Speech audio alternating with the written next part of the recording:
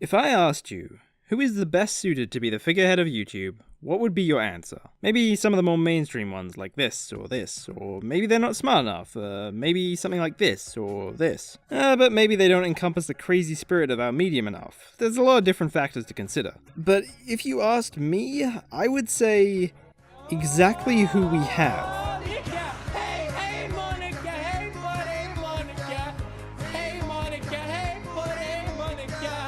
And you're probably thinking to yourself, but that guy doesn't have any of the things you just mentioned. We're talking about PewDiePie, right? And yes, this guy. With this. And this. But also this. My favorite story is Belem.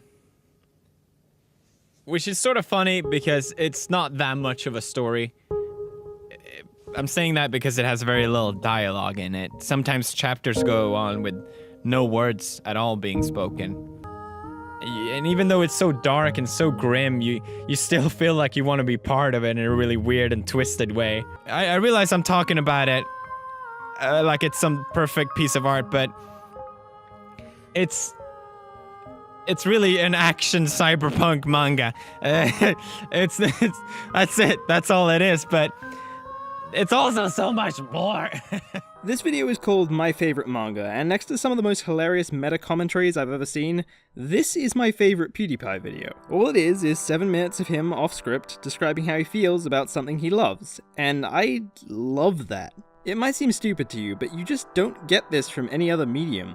Films tell a designated fictional story, documentaries are too bogged down with professionalism to share feelings, and art is too vague and up its own arse to give any kind of concise thought without a million different interpretations to weigh it down. I think one of the beauties of YouTube is that you really have time and freedom to truly express yourself, and I think that idea pushed to the max is crucial in what makes PewDiePie stand out from other YouTubers, far more than a sub count ever will. If you didn't know about this video, it's probably because it got taken down, probably for something copyright related, but even if you didn't, I bet you probably wouldn't have known about it anyway. Because despite how much this kind of thing might counter what you know of PewDiePie, no one ever talks about it. PewDiePie's popularity and past, needless to say, picked up a lot of buzz. He popularized Let's Plays and the screaming and the shouting, and that became his association. He developed quite a large hate mob for being childish and immature and for low quality content. Granted, now people are pretty chill with Let's Plays in general and seem to get the appeal, but back then he had to face the brunt of being a new genre, on the internet of all places. I feel like a lot of people still carry that association. Some big YouTubers seem to be quite friendly with him, but when it comes to the general public and YouTubers who don't know him, I feel like all I ever hear is criticism or indifference,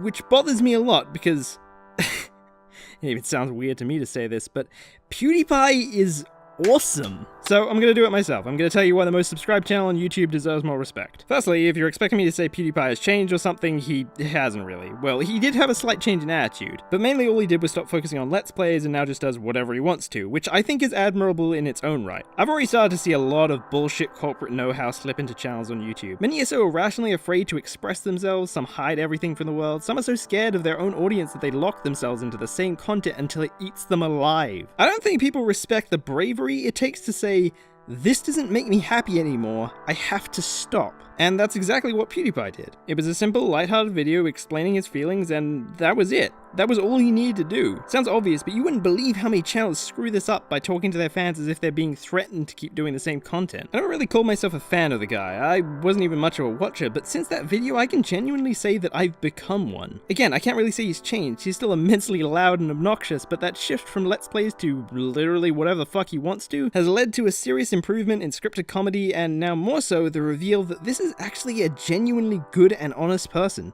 Started doing you laugh you loses. Like, people didn't like in the beginning. They were like, "What, you just looking at other people's clip? What are you, Ray William Johnson?" Oh Jesus! What the fuck? I enjoyed it. It's like I enjoyed making them. They were fun. I love laughing at these stupid clips. So why shouldn't I make them?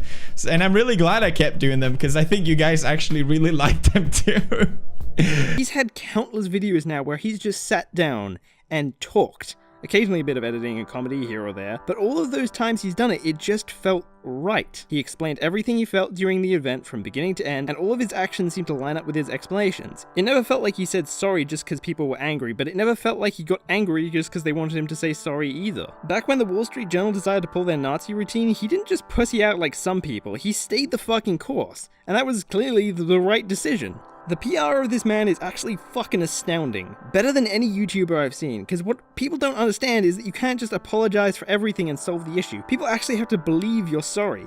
And probably explaining how you feel and having it make sense is an important step in that. If you can't explain what you did wrong and why, it becomes vague and insincere. I think disregarding anything by the Wall Street Journal, he's only really had 2 real scandals. One of which was just about a single comedy made about money that he followed up with a full video. And as for the other one, well, there didn't even seem to be a dent in the like ratio in the first place, and quite honestly, it was debatable to begin with. Oh, what's that? I'm not allowed to do something purely because of the color of my skin and no other factor? Oh boy, that sounds a little like racism. I'm not gonna get political. But I mean, clearly he probably has similar feelings to this. Every time he's talked about racial slurs, his apology wasn't, "I'm not white." It centered around being in the position he's in as an influencer, feeding into a toxic community, and just how he simply just didn't want to get the backlash.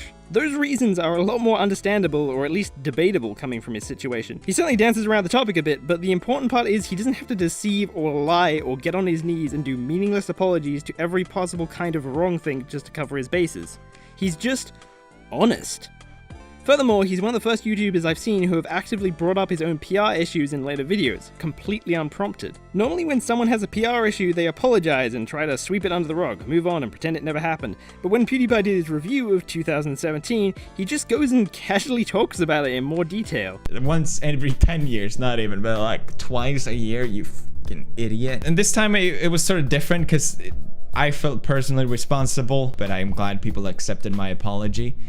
And I was able to move past it. Things like that prove to me how unbelievably sincere and down-to-earth this guy is. PR aside, you're probably saying right now, you can't say he's that good. He has all these clickbait titles and 10-minute videos and yeah and no. See, all the shady stuff becomes self-referential running jokes, and it can't be shady if you shine a light on it, you know? The most important part is that he doesn't try to pull the wool over your eyes and pretend he's a better person than he is. Why does he talk like Filthy Frank? He's been doing it for 2 years, but now people are starting to point it out, so he should just stop. You know he makes clickbait titles, you know he stretches the videos out to 10 minutes, and you know he's running out of ideas, and you know he's a Filthy Frank ripoff, because they're all running jokes. This can be considered less than admirable, but you can't say it can be considered deceptive, which I think in terms of crimes is worlds apart. And I mean, to be honest, a lot of these titles draw a pretty fine line between clickbait and satire, and some of it results in some pretty worthwhile, hilarious titles, so I'm honestly glad it is this way. Additionally, unlike something like Game Theory, the core engagement is comedy. Extending the video out to 10 minutes doesn't mean filling the time up with unnecessary exposition, it just means making some more jokes, so the content doesn't really suffer. In fact, some of the videos to stretch out to 10 minutes are flat out essential to the jokes. What did I do wrong? I make a video praising them, saying I love them, I want to be them, I want to marry them, but apparently not good enough. Just to suffer. Every night, I can feel my leg and my arm. Is the video 10 minutes yet? Jokes like this make me glad he constantly makes 10-minute videos. If he didn't, this video wouldn't be anywhere near as good. The other important thing is how in tune he is with internet culture. I mean, can you imagine how boring of a place it would be to have a kids' toy channel at the top, or like Jake Paul, or Fred, or motorbikes? I don't fucking know.